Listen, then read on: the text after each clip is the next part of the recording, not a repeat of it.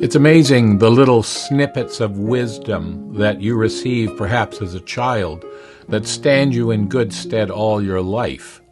And one of those that I received as a child was, say what you mean and mean what you say. And these two phrases link together the idea of honesty and integrity. So honesty is telling the truth, and integrity is living according to it, being consistent between my words and my walk, if you will. I had a great uncle, my grandfather's brother, and he was quite a go-getter. When he was a little fellow, there was a large home that had an elevator in it, and he decided that he was going to work hard and someday own that house.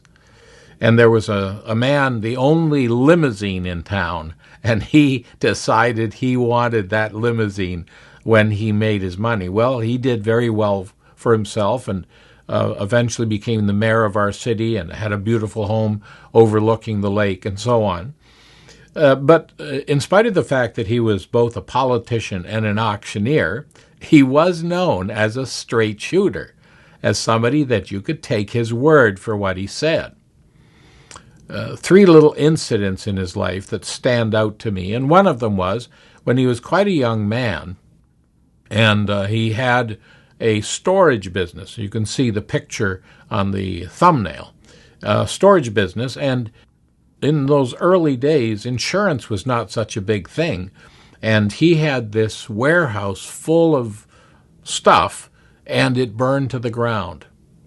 And he gathered his creditors together, and he told them, I don't have enough money to make it worthwhile for you to sue me. If you do, you really won't get much. But if you trust me, I will work hard, and I will pay you back every penny. And perhaps a year went by or so, I don't know exactly how long it was, but he invited all his creditors to the Queensway Hotel, and he had this large dining hall set up, and when they went in, at each table setting there was a name tag, and they sat down, and when they turned over their plate, there was a check that paid every one of them in full that night, and he made a celebration of it for his creditors. That was the kind of man he was, decorating life as he went along. As I said, he was an auctioneer, and one of our entertainments when we were kids was for our folks to take us over to watch him in action. Of course, he had a machine gun presentation as he was auctioning off these estates. And on one occasion, there was a beautiful, I believe it was a tapestry that was up for auction, and there was a woman, a well-to-do woman from the city. She was up near the front, and she was wanting to get that tapestry. But every time she gave a bid, there was a man at the back who would up the number. And after a little while, in frustration, she said to my uncle, "Is that your man back there?"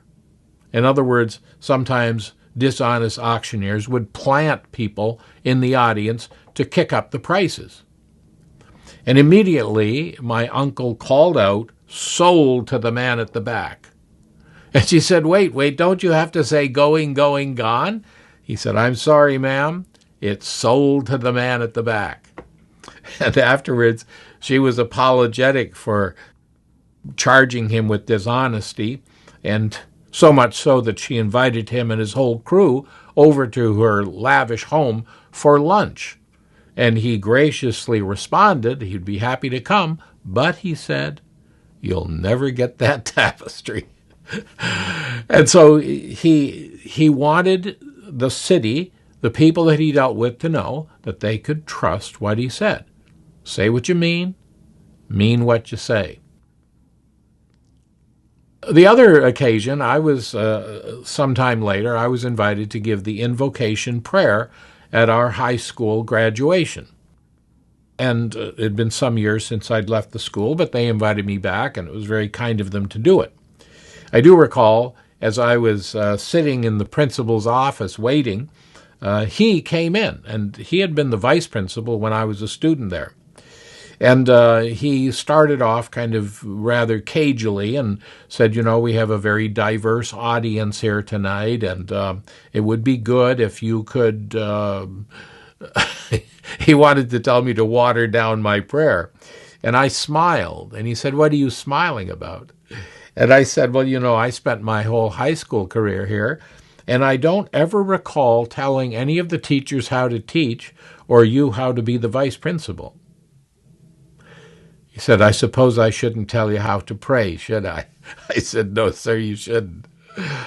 Well, anyway, we were standing in line with the dignitaries waiting to go up onto the stage, and I was standing beside our member of parliament in Ottawa. And he had gone to school with my mother and my aunt, and knew the family well, had been in my grandfather's grocery store, and he knew the connection with my great uncle. And so he volunteered to tell me a story about him. He said, "Your uncle was one of the best storytellers in the area here, and they were having a large Kiwanis meeting, the whole Niagara region. They had this big banquet set up, and he was to be the guest speaker. Well, the man who introduced him told an off-colored joke in the process. And he said, your uncle stood up behind the microphone after he was invited to speak, and he turned to this man and he said, 'Don't ever invite me to an event like this and subject me to language like that.' And he sat down. His speech was over. And this man said it left such a lasting impression on him that here was a man who was upright, and he would not compromise even to get along. And so while we want to be gracious, we want to speak in love, truth carries its own weight.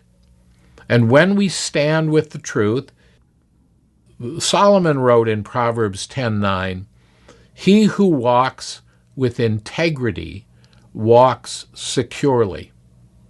The minute I start to hedge and use innuendo and play games with the truth, I'm on a slippery slope, and it won't be long till I start to slide, and I lose my own moral influence.